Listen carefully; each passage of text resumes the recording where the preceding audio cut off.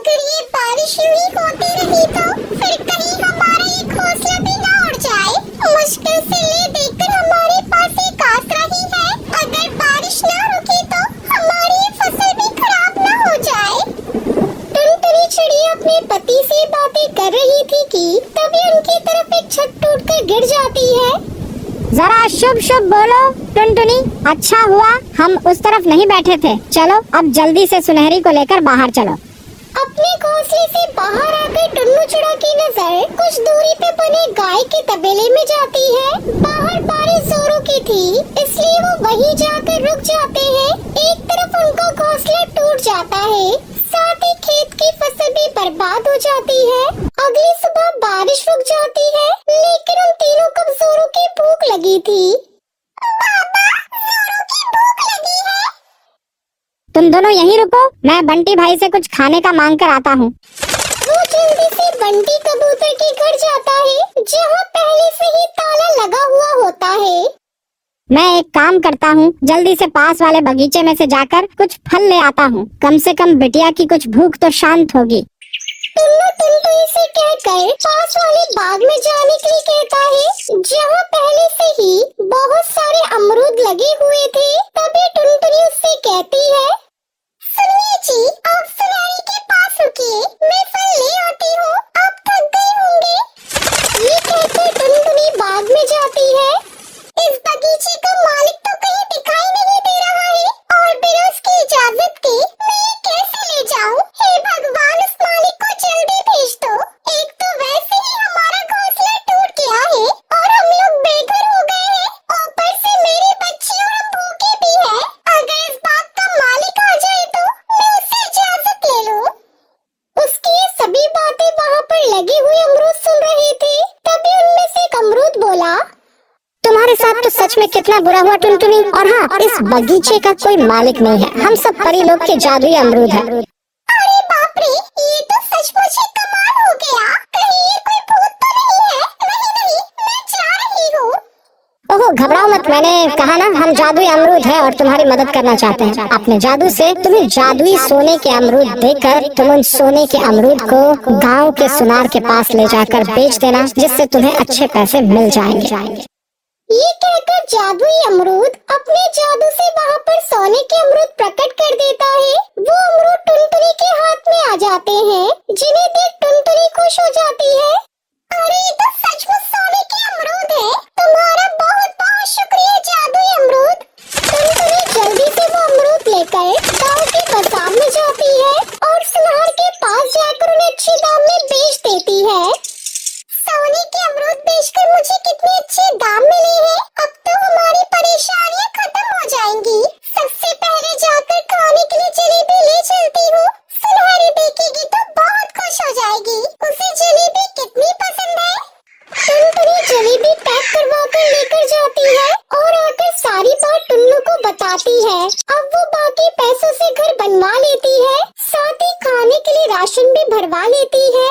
फिर एक रोज टुन्नू टुनटुनी से कहता है, टुनटुनी, हम सारा दिन खेत में इतनी मेहनत करते हैं और उसके बाद भी हमारे पास इतनी कमाई नहीं हो पाती। इससे तो अच्छा होगा कि तुम फिर से उस बगीचे में जाकर उस जादुई अमरूद से और सोने के अमरूद मांग लो और फिर उससे हम अपना कोई बड़ा रोजगार शुरू करेंगे। तुम ठीक कहते हो। वैसे भी खेती के काम तो मौसम के ऊपर निर्भर करता है। मौसम खराब तो फसल खराब। मैं भी उसके पास जाती हूँ। वो फिर से जादुई अमरूद के पास जाती है। क्या हुआ टुनटुनी, आज इतने दिनों बाद तुम यहाँ क्यों आई हो? जादुई अमरूद, मुझे फिर से तुम्हारी मदद की जरूरत आन पड़ी है। अब क्या बताऊं, खेती बाड़ी का काम है तो उसमें कभी फसल ज्यादा बारिश के कारण या तो ज्यादा ठंड और धूप के कारण बर्बाद हो जाती है। इसलिए तुम्हारी मदद चाहिए थी ताकि खुद का काम शुरू कर सकूं। अगर तुम मुझे जादुई सोने का अमरूद दे दोगे तो मेरी बड़ी मदद हो जाएगी।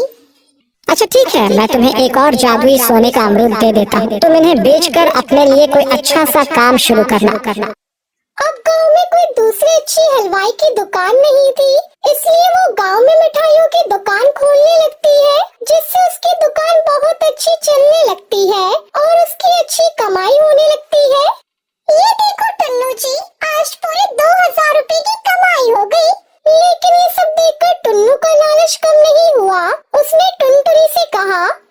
वैसे टुनटुनी, हम शहर जाकर मिठाइयों की बड़ी दुकान खोल ले तो महीने के लाखों कमाएंगे।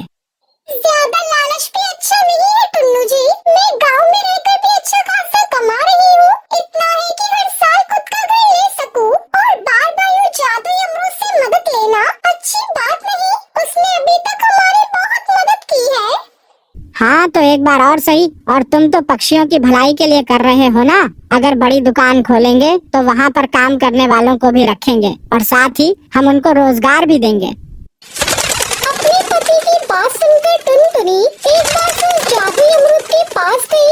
जादुई अमरूद समझ जाता है कि उसके पति के मन में लालच भर चुका है, लेकिन फिर भी वो एक बार फिर से उसकी मदद कर देता है।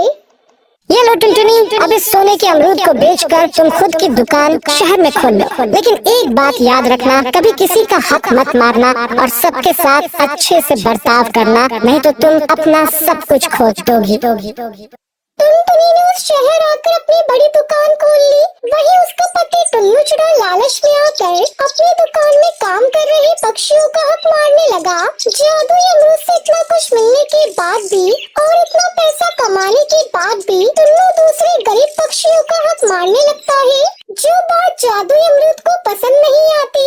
इसलिए टुन्नू चिड़ा के व्यवहार की वजह से वो उनसे अपना सब कुछ छीन लेता है और वो लोग फिर से गरीब हो जाते हैं। अब टुनटुनी और टुन्नू चिड़ा को अपनी गलती का एहसास होता है, लेकिन तब तक बहुत देर हो चुकी थी। उन्हें उनके लालच की सजा मिल चुकी थी।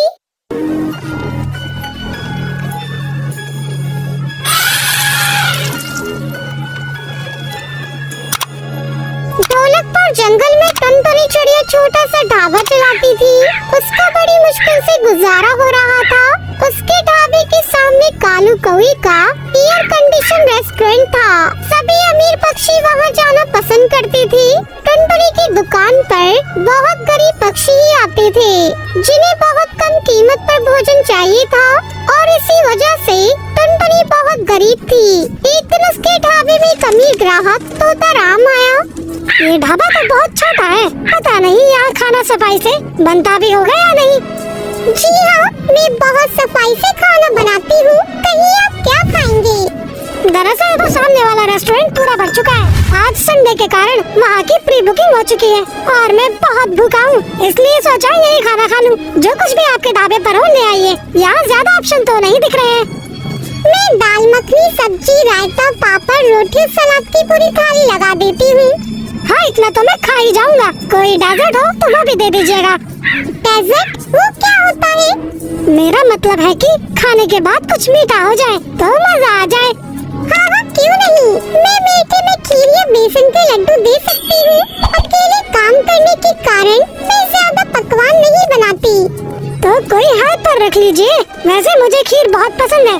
हेल्पर की सैलरी कैसे दूंगी? मेरा तो खुद ही गुजारा बड़ी मुश्किल से होता है।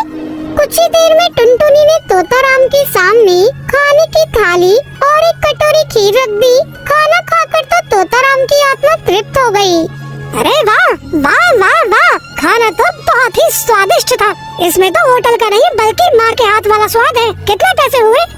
तारीफ के लिए शुक्रिया। 40 रुपए थाली के और 20 रुपए खीर के, पूरे 60 रुपए। सिर्फ 40 रुपए में? और काजू बादाम की खीर सिर्फ 20 रुपए में? अरे ऐसे तो आप लुट जाएंगे। यहाँ सिर्फ गरीब पक्षी ही खाना खाने आते हैं। मैं उन्हें जितनी कम कीमत में अच्छा भोजन करा सकती हूँ कराती हूँ। ओह, तो ऐसा कहिए कि आप गरीबों की मदद के इरादे से ये ढाबा चला रही हैं। आप बहुत नेक काम कर रही हैं। मैं अगर उस बड़े रेस्टोरेंट में खाना खाता तो ये थाली मुझे कम से कम 200 रुपए की पड़ती। इसलिए मेरी तरफ से आप 200 रुपए लीजिए। इसे मेरा उपकार नहीं बल्कि आपके नेक काम में मेरा सहयोग समझकर रख लीजिए। टुनटुनी ने बहस नहीं की और 200 रुपए काट कर बाकी पैसे लौटा दिए। मुझे आपसे मिलकर बहुत खुशी हुई। क्या मैं आपके ढाबे का एक वीडियो बना सकता हूँ? क्यों? क्या तुम पुलिस वाले हो? मेरा ढाबा बंद करवाने आए हो? अरे नहीं नहीं, मैं तो एक यूट्यूबर हूँ और मेरे 1 मिलियन से भी ज्यादा फॉलोअर्स हैं। मैं चैनल पर ये वीडियो डाल दूंगा और लोगों को बताऊंगा कि कैसे एक गरीब चिड़िया गरीबों को कम कीमत पर इतना अच्छा भोजन उपलब्ध कराती है, जबकि महंगे रेस्टोरेंट के मालिक पक्षियों की जेब काटा करते हैं और सड़ा गला खाना खिलाते हैं। ठीक है, अगर अगर ऐसी बात है तो आप वीडियो बना लीजिए। तोताराम ने उसके ढाबे और किचन का वीडियो बनाया। टुनटुनी का किचन बहुत ही साफ सुथरा था। तो आप देख सकते हैं कि टुनटुनी चिड़िया का किचन कितना चमचमा रहा है, जबकि इतनी सफाई से तो बड़े बड़े होटलों में खाना नहीं पकता होगा। आइए टुनटुनी के ग्राहक बंटी से बात करते हैं। जी मेरा नाम बंटी है और मैं एक मजदूर हूँ। मुझे यहाँ कम कीमत पर भरपेट खाना मिल जाता है और खाना खाकर मेरा दिल खुश हो जाता है। हमें तो यहाँ का खाना बिल्कुल घर जैसा लगता है, इसलिए रोज यही खाना खाने और अपनी थकान मिटाने आते हैं यहाँ। मैं भी मजदूरी करता हूँ और टुनटुनी के ढाबे पर ही खाना खाना पसंद करता हूँ, क्योंकि वो किचन बहुत अच्छी तरह साफ करके ही खाना बनाती है। तो दोस्तों, अगली बार किसी बड़े रेस्टोरेंट पर पैसा बर्बाद करने की जगह टुनटुनी के ढाबे पर खाना खाइएगा। और आप सबसे निवेदन है कि खाने की उचित कीमत अदा कीजिएगा। जितनी आप किसी बड़े रेस्टोरेंट पर खर्च करते हैं, कम से कम टुनटुनी के भले काम में इनका सहयोग तो हम कर ही सकते हैं ना। तोताराम ने YouTube पर वीडियो डाल दिया और कुछ ही दिनों में अचानक टुनटुनी का ढाबा बहुत प्रसिद्ध हो गया। पक्षी उसके ढाबे पर खाना खाते और पैसे महंगे रेस्टोरेंट के हिसाब से चुकाते। इससे टुनटुनी को बहुत आर्थिक सहायता मिलने लगी। धीरे धीरे उसके ढाबे की प्रसिद्धि नगर प्रधान तक पहुंची। नगर प्रधान ने टुनटुनी के ढाबे पर विजिट किया। टुनटुनी, तुम बहुत नेक काम कर रही हो। एक गरीब ही दूसरे गरीब की जरूरत और तकलीफ को समझ सकता है। मैंने तुम्हारे काम से खुश होकर तुम्हें सरकारी सहायता दिलाने का प्रबंध कर दिया है। तुम्हें सरकार की तरफ से भी कुछ सहायता मिलती रहेगी। बस अपना ये नेक काम जारी रखना है। धन्यवाद प्रधान जी। मेरी दुकान पर पहले से भी कम कीमत पर गरीबों को भोजन उपलब्ध कराया जाता है, क्योंकि कुछ भले लोग यहाँ प्रतिदिन भोजन करने आते हैं और महंगे रेस्टोरेंट के बराबर बिल चुकाते हैं।